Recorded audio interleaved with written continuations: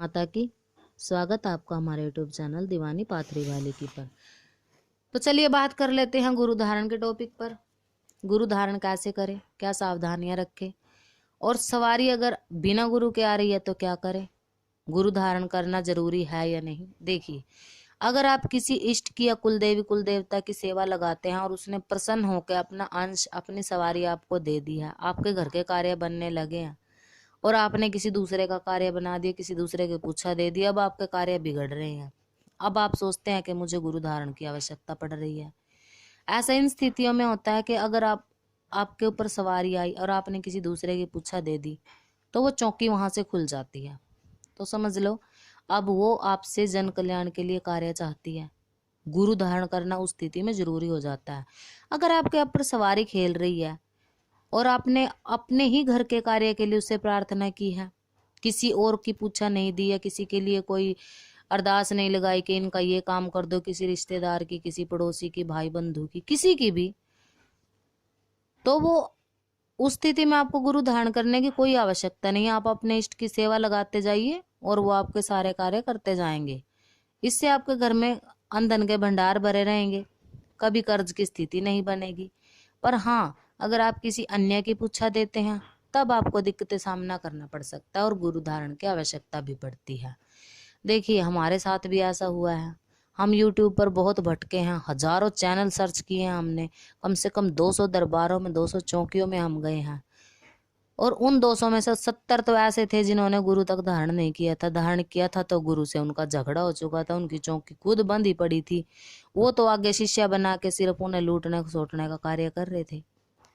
देखिए, बहुत भटकने के बाद हमने गुरु धारण किया, बहुत भटकने के बाद हमें सही गुरु की तलाश मिली। एकदम से गुरु नहीं मिलते।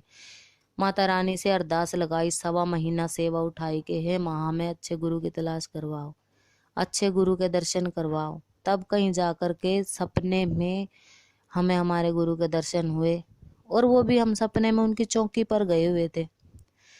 उठने के बाद अचानक से दिमाग में आया कि हाँ, हमने अरदास लगाई, सेवा उठाई, और 1.25 महीने के बाद आज माता रानी ने हमारी सुनी।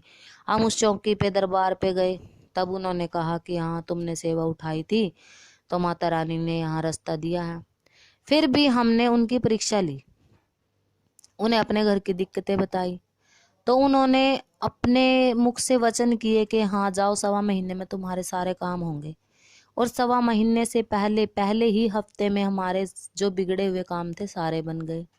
तो हमने जाके उन्हें गुरु धारण किया और आज उनकी कृपा से हम दरबार चला रहे हैं, चौकी लग रही है, लोगों के कष्ट भी कट रहे हैं। तो ऐसा कोई जरूरी नहीं होता, अगर आपने चौकी दरबार लगानी है तो गुरु दीक्षा लीजिए, गुरु मंत्र लीजिए और दरबार चलाइए, कोई दिक्कत नहीं है। और अगर आपके ऊपर सवारी है, आप चौकी नहीं लगाना चाहते पर किसी की पूछा दे के आपके काम बिगड़ गए हैं, तो आप पर्सनल दरबार, पर्सनल चौकी भी ले सकते हैं। और पर्सनल चौकी में ऐसा होता है कि वो सिर्फ आपके ही कार्य बनेंगे, तो उसमें आपने किसी की पूछा देनी नहीं होती, किसी अन्य के बारे में बताना नहीं होता। और माँ की कृपा से, किसी भी पीर फकीर की, जिसकी भी सवारी आप पर खेल रही, उसकी कृपा से आपको कभी भी दिक्कत नहीं आती। क्योंकि जितने भी शिष्य बनाए गए हैं दरबार से, तकरीबन ज़्यादातर शिष्य पर्सनल चौकी के लिए आते हैं कि हमें पर्सनल चौकी चाहिए। जन कल्याण के दरबार के लिए तो कोई ही ऐसा होता है कि हमें जन कल्याण करना है, क्योंकि उसमें समय देना पड़ता है। समय आजकल किसी के पास है नहीं।